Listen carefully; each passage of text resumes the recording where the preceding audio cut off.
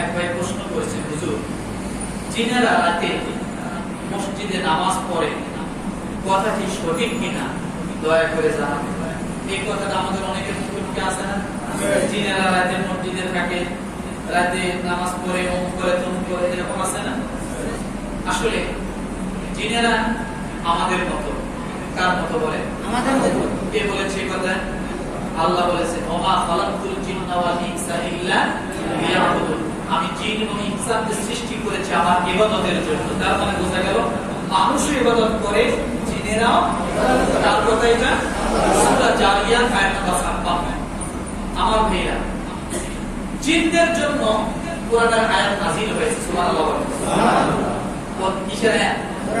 وأن المساجد لله فلا تدعوا مع الله أحدا।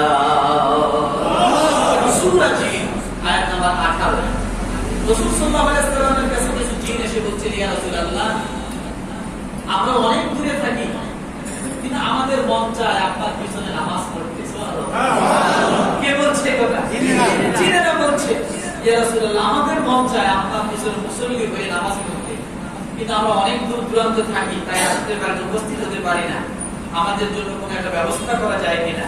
তখন সূরা জিনের এই আয়াত নাযিল হয়ে যায়, ওয়ান্নাল মাসাজিদা লিল্লাহি ফালা তাদউ মা'আল্লাহি আহাদা। আল্লাহ বলেন, এবং আমার কাছে ওহী এসেছে যে সিজদা সমূহ আল্লাহরই প্রাপ্য, সুতরাং আল্লাহর সাথে অন্য কারো ইবাদত করো না।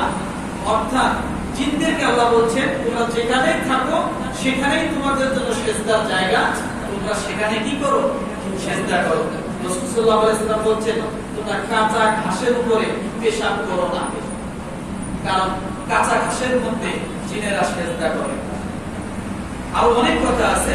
মসজিদে তাহাজ্জুদ নামাজ পড়তে পারে, মসজিদে তারাও ইবাদত করতে পারে।